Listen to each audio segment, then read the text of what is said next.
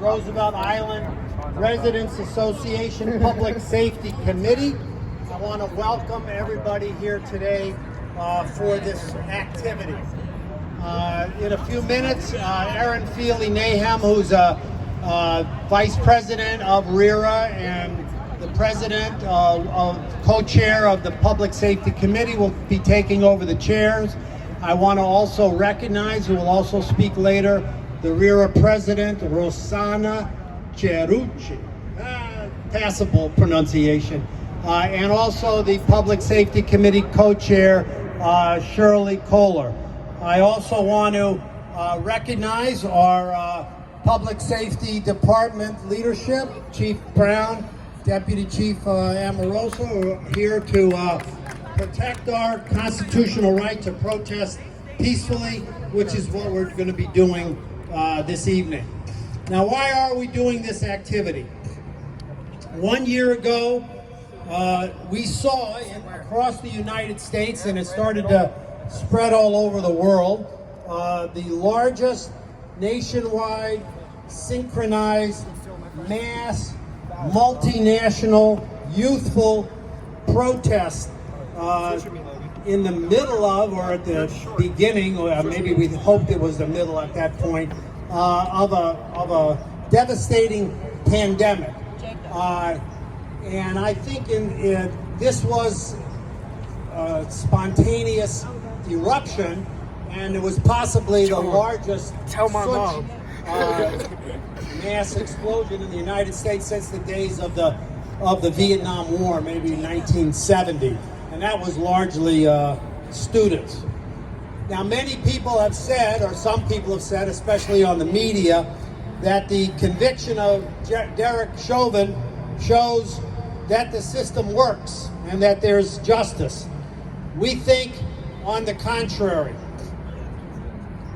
Consider, for anybody that tries to entertain that notion, what had happened, what would have happened if only the initial Minneapolis Police Department report that spoke of some medical incident had been the only official that was a lying, false, bogus report from the Minneapolis Police Department.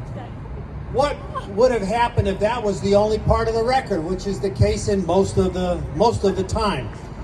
What we have to say is that what worked in this case, this exception that proves the rule, was the courage, cool and calm, to begin with, of a young woman named Darnella Frazier, who videoed the entire 9 minutes and 25 seconds of Derek Chauvin squeezing the life out of George Floyd. What worked was the mass popular upsurge that took place across the United States, which forced the exception that in this case, in this trial that we just saw, the powers that be throwing their violent agent, the case of Derek Chauvin, completely under the bus, where the Minneapolis Police Department actually testified against him. Later, in a few minutes, we're going to, out of many, many hundreds, sadly, that we could have brought up, we are going to give a sampling and say the names of other victims of police killings, including and especially in the New York area. So I think one thing before I turn over the chair and we move on with our program, I think it would be good for those of us in New York City, which likes to pride itself on the notion that this is such a liberal, progressive, sophisticated exception to what takes place in the rest of the country on these issues. And we know, and when we look at some of these cases that we're going to show in a minute, we know that on the contrary, New York is in many ways an exemplar and an encapsulation, in some ways could be on the Oscar nominee of U.S. cities where these kind of activities take place year after year, covered up, unaccountable. So let's move on. Let's move on beyond this reality into a system where there is accountability where killer and brutal cops are fired, detained, given a fair trial, convicted, and incarcerated if the evidence is there. An end to unconstitutional policing, to mass incarceration, and to the crime and the corruption that are a byproduct of a corrupt system. So I think we're ready now. If we can show the, we're ready to say their names. So we're going to start.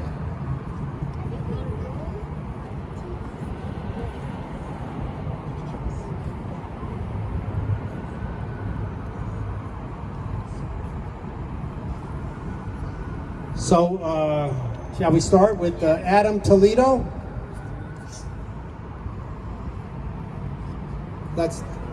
Yes. Adam Toledo, say his name. Adam Toledo. Amadou Diallo, Amadou Diallo. say his name. Okay. So Adam Toledo was just recently a case in Chicago. A seventh grader at the time of his death in a special education program in Little Village in Chicago. He had no prior criminal record and was 13 years old when he was gunned down.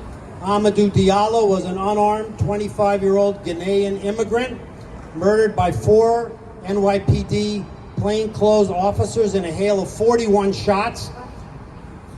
The cops who killed him lied and claimed to have mistaken Diallo for a rape suspect from 1 year earlier. All were acquitted after the trial was moved out of New York City where the crime took place. Next is Andrew Brown. Andrew Brown was an unarmed 42-year-old black man from Elizabeth City, North Carolina, who was shot to death in that city recently in his car. The shooting has prompted mass protests and demands for accountability in the eastern North Carolina city of about 18,000. And one of the things that's significant about this case is that the police and the courts are resisting the release of the video footage that is in conflict with their false narrative of Brown's death. And this is the case more and more. We saw that in Chicago and in other cities where the video footage that exists is resisted. Next is Brionna Taylor. I'm sure everybody knows about her case. A 26-year-old medical worker, an African-American woman, was fatally shot in her Louisville, Kentucky apartment on March 13th, 2020.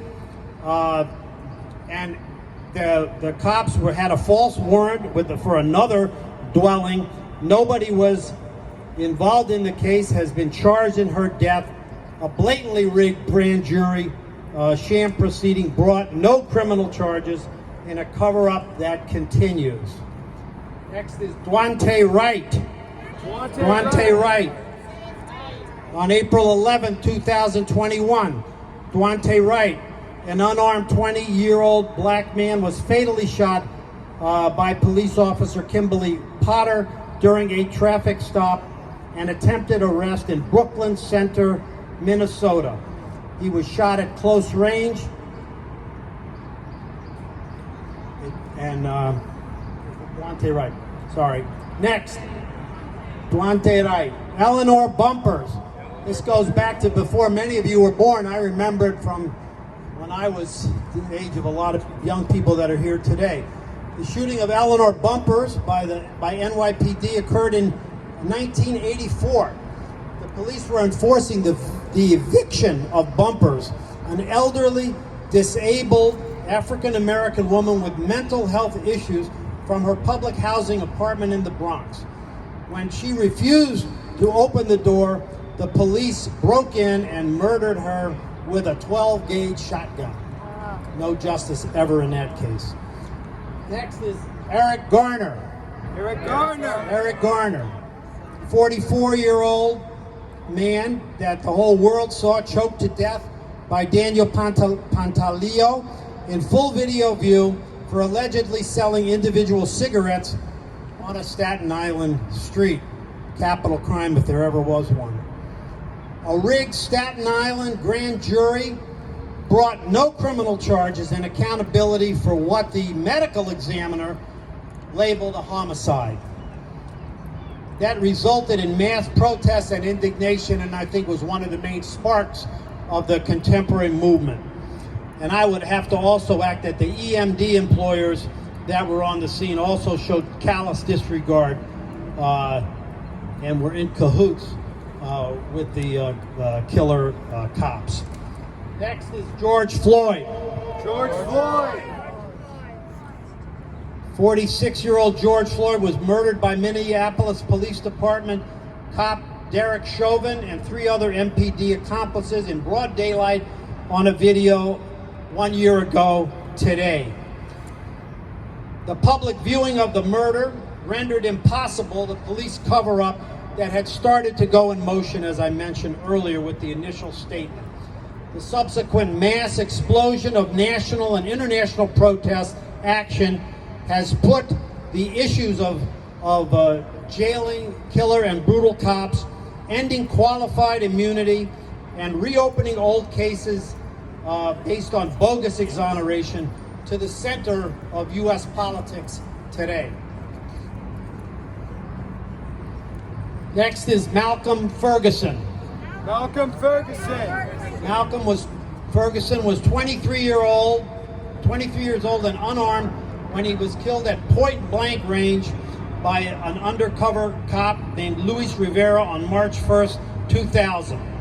5 days before his death, Ferguson had been arrested for protesting the acquittal of the 4 cops who had shot Amadou Diallo, who we referenced earlier. Next is Michael Stewart. Michael Stewart. Michael Stewart was a 25-year-old artist. Died in the custody of New York City Transit Police, who beat, tortured, and abused him mercilessly in 1983. He was beaten unconscious, hog-tied, bound at the ankles, and tethered hands to foot by an elastic strap. During the torture, Stewart's wails could be heard by 27 Parsons School of Design students from their dorm windows. One heard Stewart screaming, "Oh my God, somebody help me. What did I do? What did I do?" No police officer was held accountable in any way for Stewart's torture and death. Next is Mohammed Ba. Mohammed Ba was an unarmed 28-year-old Ghanaian immigrant with mental health issues who was gunned down with 8 shots. And his mother, Hawa Ba, who has led to this day, and I've met her, a relentless struggle to get justice for her son, said, quote, "The system needs to change. The city should not treat people who are depressed or have mental health issues like they are criminals. Muhammad was sick and I knew he needed help, so I called 911 to get an ambulance to take him to the hospital. When police respond to black and brown people, they treat us like criminals, and they make things worse if people are already in distress. If the police had not come, Muhammad would be alive still. As long as the police are involved, we can have the same outcome. We need to eliminate police as first responders to people in emotional distress." Next is Ramarley Graham. The shooting of Ramarley Graham took place in the borough of the Bronx on February 2nd, 2012.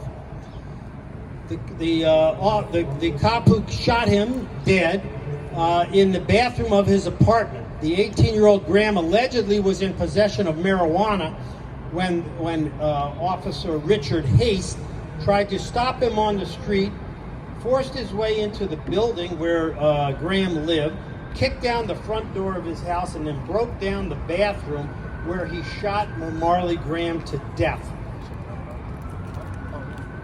Haste could be seen on surveillance cameras smiling and laughing with the responding officers and detectives, the same men who would later testify they had told Hayes that Graham had a gun. But Hayes claimed to believe Graham had been reaching for a gun in his waistband. But of course, no gun was ever recovered. Next is Sean Bell.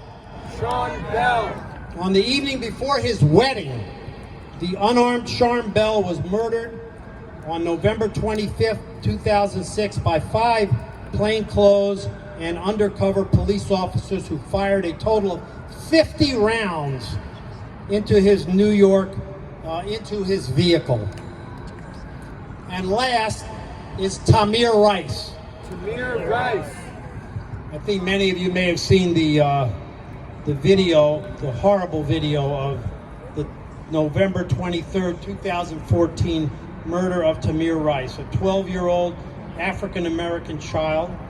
Was murdered by the police officer Timothy Lohman, who was a 26-year-old police officer. If you see the video, he opened fire instantly. I mean, within a nanosecond. He received a message about some kid is out there. It looks like a toy gun. You know, they repeated that 3 times. If you look at the video, he's not out of his car, gun drawn, shooting. It wouldn't even be a second after that routine report. So like I said, these are just a sampling, and we've tried to skew it a little bit to New York to give people an idea of the content behind what we say, that there needs to be accountability. We need to end these legal loopholes called qualified immunity, and we need to reopen the old cases. There's nothing that says we cannot look again at these cases to reopen them. It was done during the Civil Rights Movement.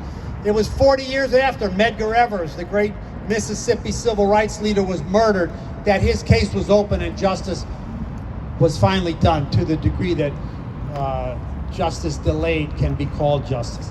But anyway, thank you. I'm going to bring Erin on, and she's going to take over the program, and we'll proceed. Thank you very much.